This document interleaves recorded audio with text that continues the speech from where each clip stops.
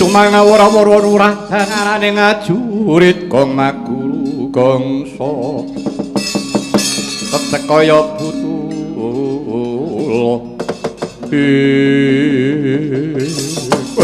lah dalah Rama Prabu atur Burisrawa nggih Rama arep matur apa kula mireng kacariyos bapa Premban Begawan Dur ing jumeneng dados Senopati ya pancen mengkono. Nanging kenging menapa kok mboten mawi Senopati Pengapit? Panjenengane ora ngersakake Senopati Pengapit. Sinaosa ngaten Rama. Upaminipun kula upami kula badhe majeng wonten madyan ing Palagan. Karepmu kula badhe ketingalaken labuh-labet kula wonten ngersanipun Kakang Prabu Duryudana. Kalihipun kula rumiyin sampun nate kencan semayan kayan laris wala pun sencaki ditemene kok badhe kula buktekaken menika sampun dumugi wancipun ngiras pantes kula badhe dados pengapitipun Sang Senopati Agung Begawan Durna duka dipun tampi duka namung dereng manah kula kepingin ngetingalaken bekti kula dhumateng kateng kula menapa kula lepat Rama. Oh, ngono Burisrawa. Iye. Ya. Yen pancen karepmu kaya mengkono nadyan yektine pun bapa rumangsa abot. Ning yen pancen wis duweni janji kudu mbok tetepi. Lati pakarti kudu nyawiji janji. Nyun pangestu ditemene kok maju madyan Palagan muga-muga lanang juritmu Burisrawa.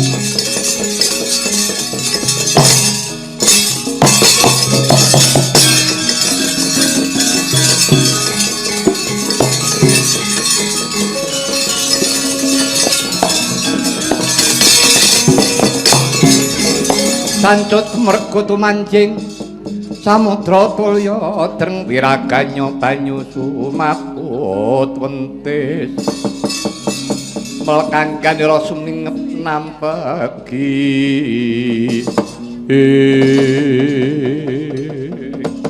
eneng apa Syaki Koko Prabu pareng matur ya matur Koko Prabu dinten menika kula sampun ngertos bedangan kula. Bedangan kula? Iya. Bedangan sapa? Bedhenipun Koko Prabu kengetan rikalanipun Koko Prabu lumawat duta dhumateng negari.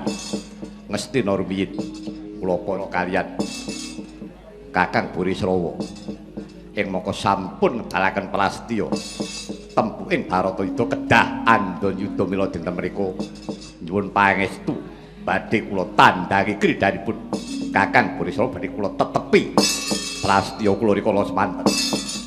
Wah, wonten dawuh. Ora jeneng aku maido karo kowe.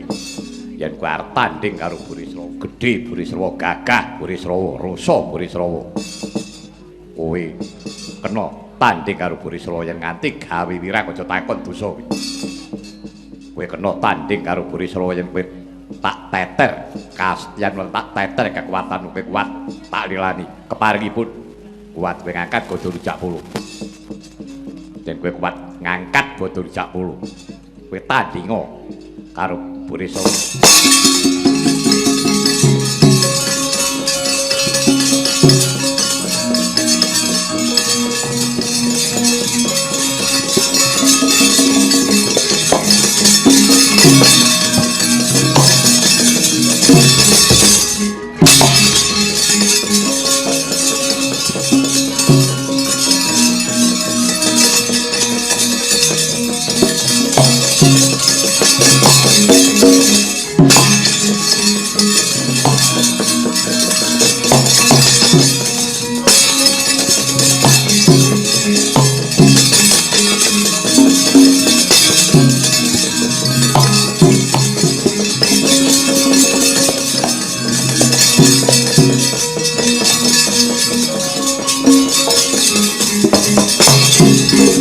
Sancun kumrego tumanjing samudra tulya dreng wiraganya banyu sumaput wentis mekan ganyara sumingep nampaki.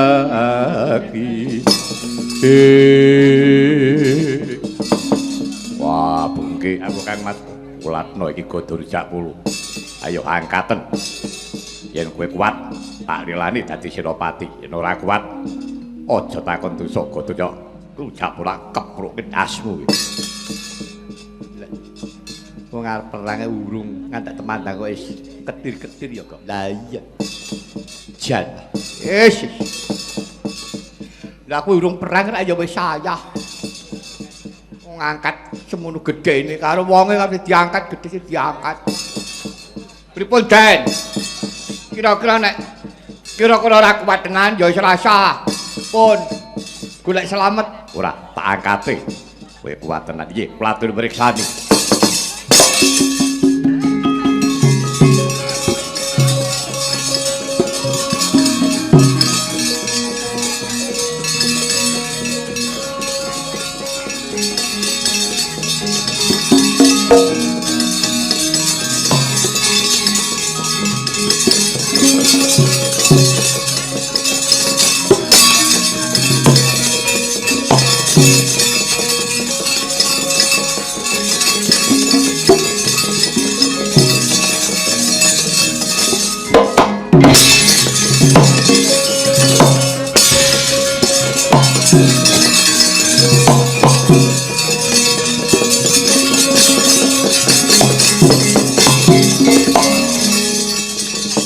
Kados pundi Kang Mas? Wah, yo aku percaya.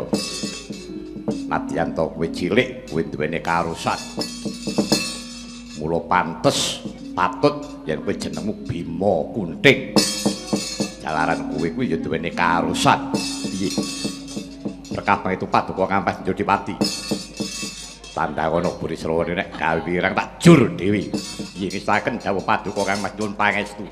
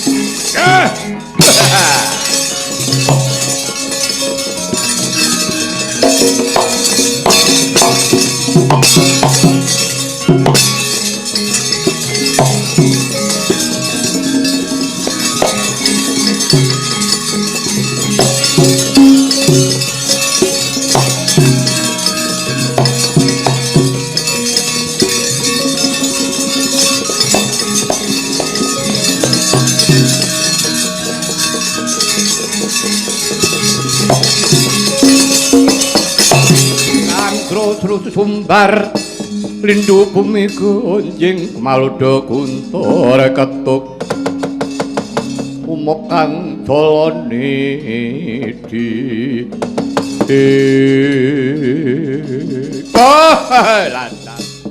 Senjaki wong bungkik kakek wong kunting tangting Wis eling karo prasetyamu biyen.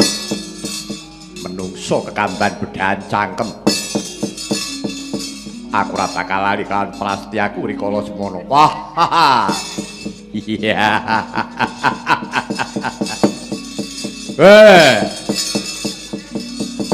Gedhemu cilik gunmu cendhek.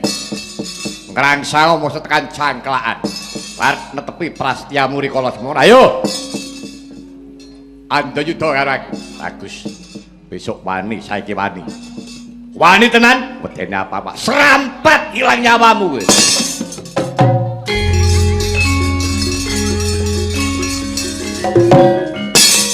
Ha! Wah! Woi!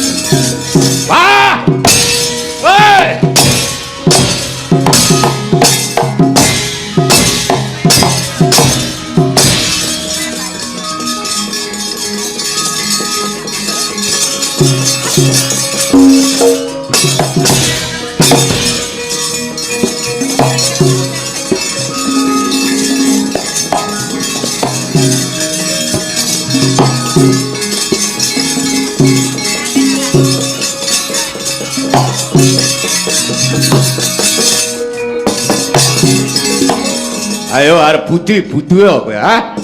Bungkek. Tak idiak, tak iles.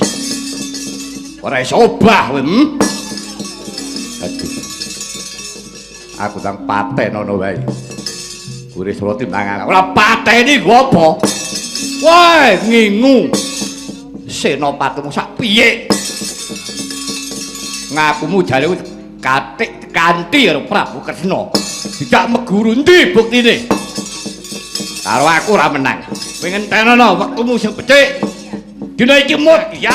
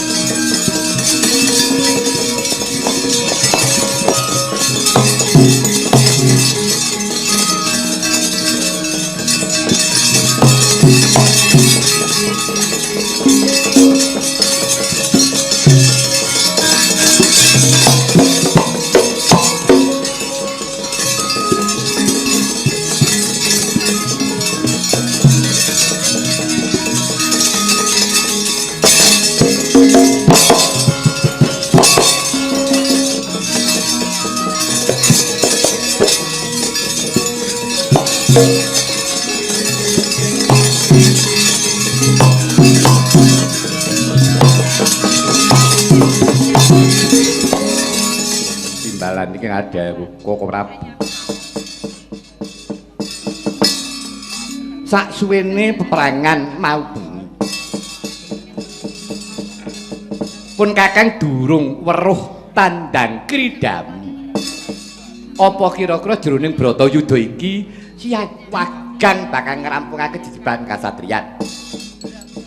Kenging menapa mboten Koko Prabu? Sisi sagu. Inggih, taksih Koko Prabu. Dene sumelangin pun Kakang. Nalika kowe kelangan anakmu si Abimanyu mbok menawa yen to ngribeti rasane atimu. Apa kira-kira kowe nglepasake Jemparing wis titis kaya biyen? Berkah pangestunipun Kanjeng Koko Prabu taksih. Kowe ora ketok-ketok anakmu si Abimanyu. Mboten Koko Prabu. Mane kowe takon Jemparing. Kaya rikala semono jaman mentang langkap Pancala mbiyen titis-titisan Jemparing sing kanggo lesan ndok empit kira-kira wis sagu sagah Koko Prabu. Terus emprit pek ini emprit manung sing cilik kae yang paling cilik dhewe kae. Kae yo ngendok. Lho yo ngendok nopo tapi. Lah nek manuk semono ndoke sepira? Abuh. Koko Prabu sampun malih kok ndok emprit peking ingkang langkung alit malih kula tasih saged. Upamane kowe takon Jemparing rambut isih tatas. Inggih kula kinten tasih. Sauger taksih ketingal kula tingali Koko Prabu. Bagus. Kene disebut mikir inggih. Petruk, Dun. Golekno rambut. Pripun? Golekno rambut. Dingge napa? Kanggo lesan. Lesan. Lesane bendaramu bakal tak aring. Jemparing rambut. Waduh. Lah lepates teng pundi? Wis to sak karepmu butuh rambut. Oh nggih. Iya nggih. Rambut apa? Anu. Kinten-kinten wose rambut kok kebangetan ten kuwi wong tuwa dikongkon. Oh nggih. Sak entene nggih. Iya. Nggih. Nek semene iki dienggo lesan Jemparing kek kepiye iki? Ah, ya ben pokoke sekarmu. Kira oleh golek nyat. Aduh.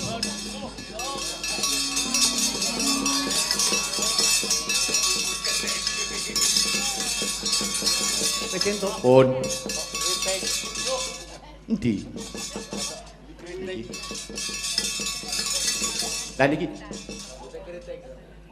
Kuwi rambut apa? Lah ki rambut direce wau sak rambut-rambute. Ampun ngewohke lho. Wis bacot lho iki. Lah nek mung semono ki kepiye lek? Dadi lisane jemparing ki piye? Sing dawa. Niki pun paling dawa. Asa kula milih nek jlimet. Entuk ya mung niki kok. Engko ora sudi. Kula sing dawa kana. Lah iki malah rambut apa? Golek sing dawa. Lah nek pados teng pundi? Kowe nyang cedhake paprangan. Ora ana to bangkene jaran. Jaran ki bubate buntute saler bae. Mau ora omong. Jare sak rambut-rambute. Ngene le jabut nang motong tak pedes. Timbangane digowak nyegong.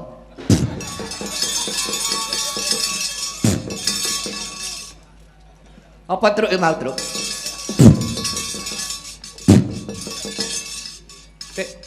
Rasanya kaya sabun.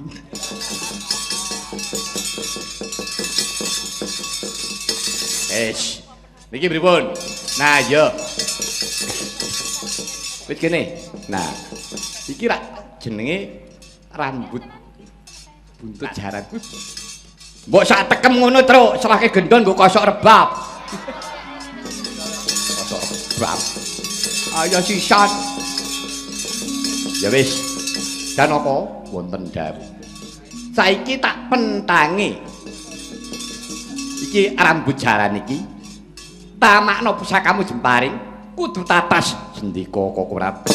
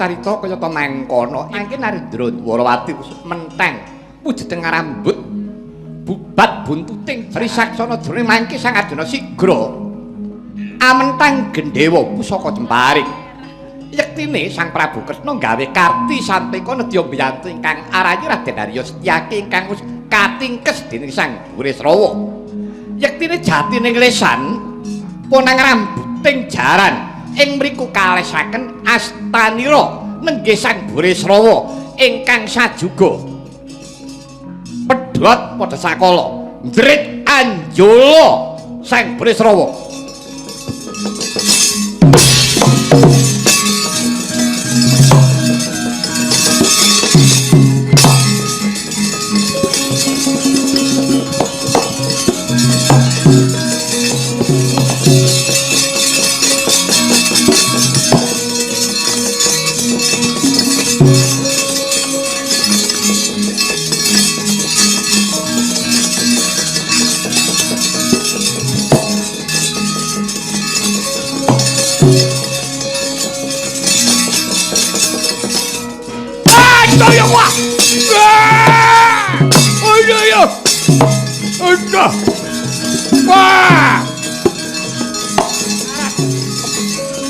Wah!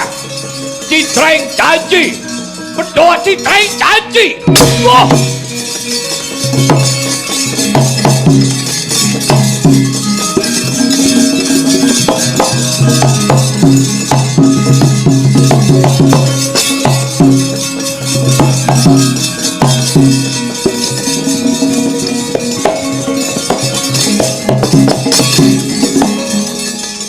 lakon pecah ndasmu dalan jatopo kowe Burisrawa.